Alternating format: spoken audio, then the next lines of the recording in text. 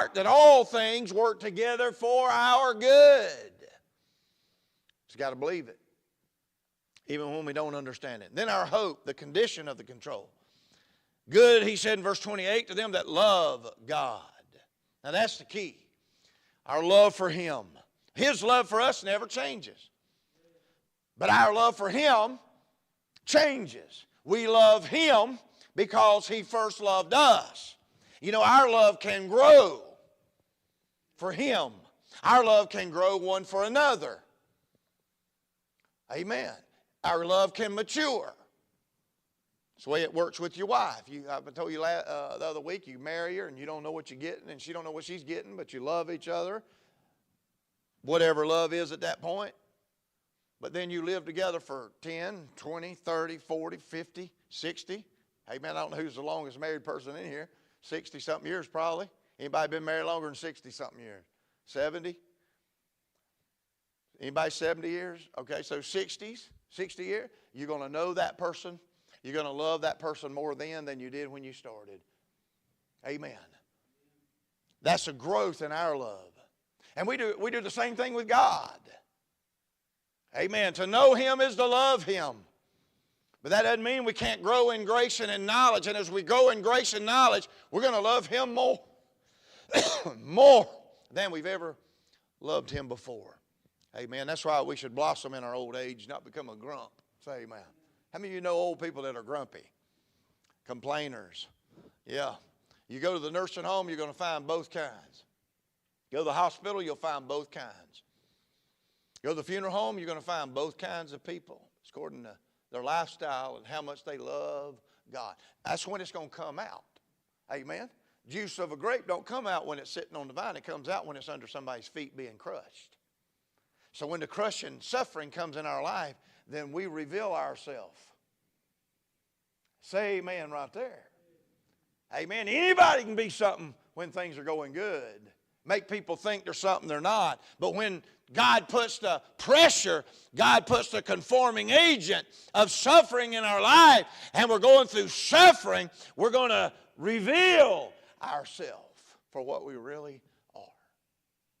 Amen. I don't know about you, but I want God to reveal the good things that's in my heart. I want to keep those things in my heart. I don't want to suffer either, not in the flesh, but I understand God's got a purpose. So they that love God, those who are called according to His purpose. And He has a purpose. Right now His purpose is suffering. That's our purpose. We glorify God most of the time in great manner when we're suffering. We reveal Christ most when we're suffering. When things are going good, we forget God, just like the people of Israel did. Amen. Things running good at your house. You probably, amen, have not much suffering and everything seems to be running well. You're probably not as close to God as you need to be. But God allows suffering in our life, and when we start suffering, or somebody in our family starts suffering, or some tragedy happens, boy, we want to run to God and get real close then. That's where we ought to be all the time. Because we don't ever know when those days are coming and that suffering's going to hit. Amen. But we know that we're born of woman in a few days and full of trouble. It's coming. Just have to be prepared. Love God and know that you're called according to His purpose. Amen. And if you're living in His purpose and in His will, it'll be a blessing and not a burden. Our hope is in the Lord. Notice he says concerning our practice is through the knowledge of stipulations. He put stipulations in here about this matter of suffering and what we know. He said it works together to them that love God. If you don't love God, it's not going to make much sense. To them who are the called according to His purpose. If you don't understand His purpose in your life, it's not going to make a whole lot of sense. And we look at folks, well, why do they have to suffer so much? Well, you got to know God, you got to know His purpose. And God's behind it. God's in control of it, no doubt. So God's control. Then notice the last two verses, verse 29 and 30. We see God's consummation. Look at verse 29. For whom He did foreknow, Now this is God's omniscience being spoke about. God knows everything. We can't even comprehend that, but we can define it.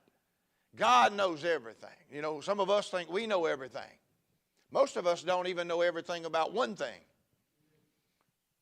But we think we know everything about everything. Because we can't only run our lives, we can run everybody else's. Just ask us what they need to do. Amen? Can I get a witness? But God does know everything. That's why He cannot make a mistake. Amen. If I knew everything about you, I would never make a judgment that wasn't right. I'd never decide something that wasn't right because I know all the details. But you know what? We've got one perspective. We have to remember this. We have to reel ourselves in, so to speak. When we're looking out at situations and other people and other families and other problems and other sufferings, we have to reel ourselves in to think, well,